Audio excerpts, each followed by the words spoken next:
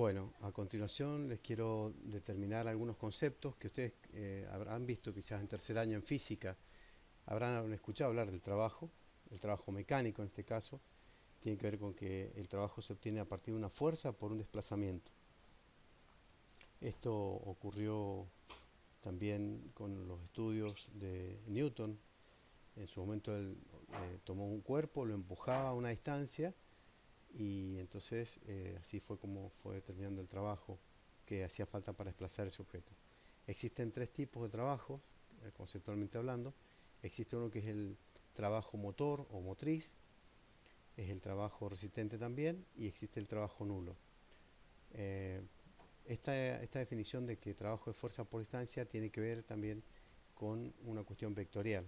Si representamos la fuerza como un vector, F, y el otro desplazamiento como un vector S, pues el ángulo que hay entre uno y otro importa mucho para determinar el trabajo.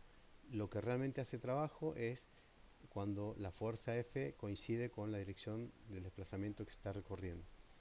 En este caso, eh, la parte de la fuerza que ayuda a que se desplace el cuerpo va a generar el trabajo motriz. Por eso tenemos que tener en cuenta vectorialmente el ángulo que hay entre la fuerza y el trabajo. Por lo general, la fuerza va alineada con el desplazamiento, entonces no se tiene en cuenta el ángulo.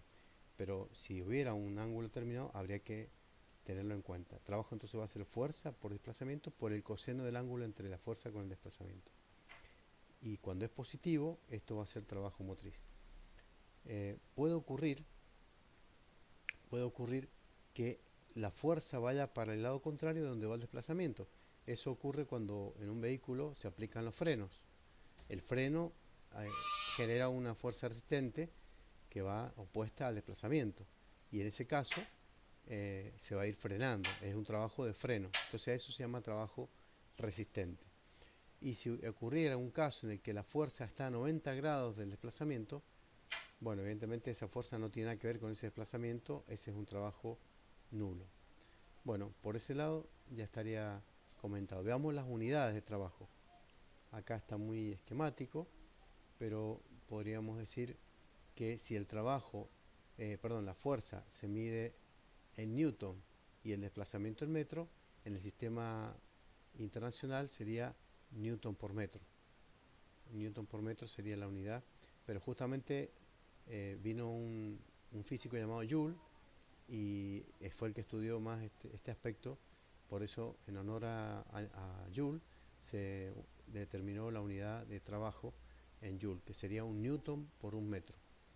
Es importante que les aclare que el newton, a ver si lo puedo encontrar acá, esto que está acá, en este lo estoy marcando, dice kilogramos por metro sobre segundo. Solo ese término está describiéndonos, perdón, sobre segundo cuadrado va a ser el newton. O sea, un newton se puede explicar como que es un kilogramo masa por un metro dividido un segundo al cuadrado. Esta es otra unidad que tenemos con el newton, ¿no? En el sistema técnico, la unidad de trabajo va a ser kilográmetro, kilogramo fuerza por metro, o kilográmetro fuerza, es lo mismo. Son las dos unidades más frecuentes de trabajo. Eh, una, un avance más, podríamos definirlo como que en un tramo determinado podríamos generar una variación de trabajo. Eso estaría dado por la fuerza que se genera, por la variación de desplazamiento que se da y el coseno del ángulo. Esto es lo que se describe en esta ecuación. Variación de trabajo es igual a fuerza por el coseno del ángulo por la variación de desplazamiento. Ese triangulito significa variación en términos matemáticos.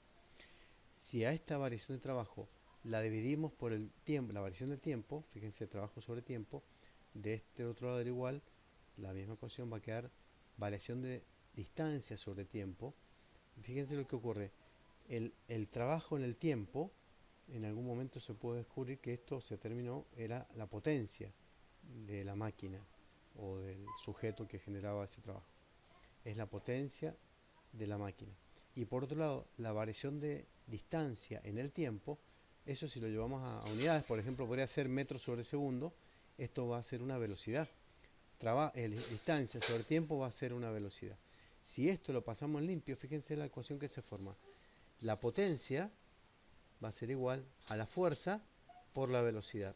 Si la fuerza se mide en kilogramos y la velocidad en metros por segundo, entonces la potencia nos da la primera kilogramo, es un kilogramo fuerza, no es de masa. Así que esto no es internacional, sino que es el sistema técnico para ser objetivos, ¿sí? El trabajo entonces se puede determinar como kilográmetros sobre segundo en sistema técnico, y en sistema internacional serían newton por metro sobre segundo. Eh, eh, un caballo vapor equivale a 75 kilográmetros sobre segundo.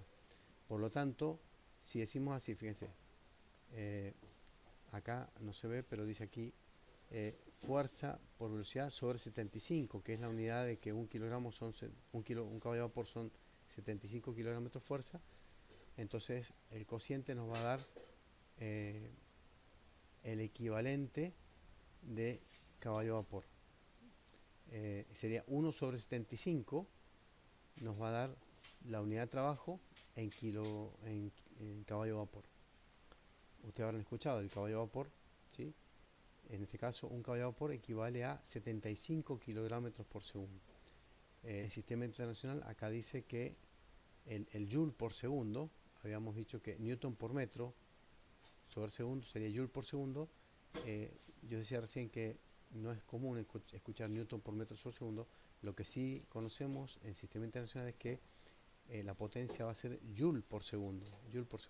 Y esto, un joule por segundo equivale a un watt, que es una unidad más inteligible, más conocida en el ámbito mecánico. La potencia se puede conocer en watts. Bien, bueno, hasta ahí quería comentarles este trabajo.